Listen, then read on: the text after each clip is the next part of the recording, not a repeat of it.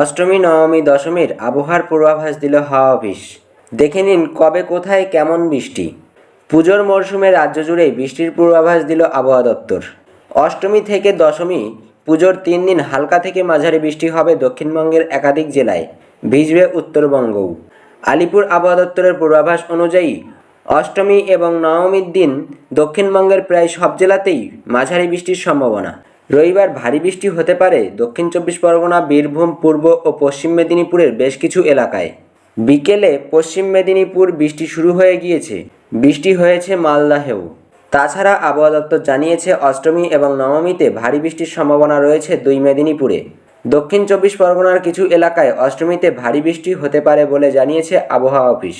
দশমীতে বৃষ্টি কিছুটা কমতে পারে আলিপুর আবহাওয়া দপ্তরের সূত্রের খবর।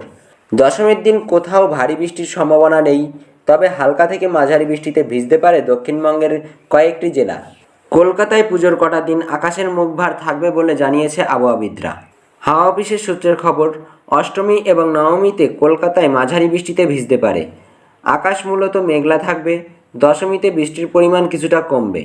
উত্তরবঙ্গেও পুজোর 4 দিন সামান্য বৃষ্টিপাতের পূর্বাভাস রয়েছে। পুজোর বাকি দিনগুলিতে উত্তরবঙ্গের কোথাও কোথাও বিক্ষিপ্ত বৃষ্টি হতে পারে বলে জানিয়েছে হাওয়া অফিস। আবহাওয়া দপ্তরের সূত্রের খবর, পূর্ব মধ্য বঙ্গোপসাগরে একটি ঘূর্ণাবর্ত অবস্থান করেছে, যার ফলে দক্ষিণবঙ্গের জেলাগুলিতে জলীয় বাষ্প আনাগোনা রয়েছে। পাশাপাশি আগামী 24 ঘন্টার মধ্যে উত্তর পূর্ব সংলগ্ন পূর্ব মধ্য বঙ্গোপসাগরে আরও একটি ঘূর্ণাবর্ত তৈরি হতে পারে। পুজোর মধ্যে এই জোড়া ঘূর্ণাবর্তের প্রভাব পড়তে চলেছে দক্ষিণবঙ্গে। আমাদের কাছে আপনার সময়ের দাম রয়েছে, তাই আমরা অযথা খবর দিই না, আমরা দিয়ে থাকি পয়েন্ট খবর। আমাদের এই শর্ট নিউজ আপনার কেমন লেগেছে তা নিচে কমেন্ট করে জানাবেন। ভিডিওটি ভালো লাগলে অবশ্যই একটি লাইক এবং সাবস্ক্রাইব করবেন।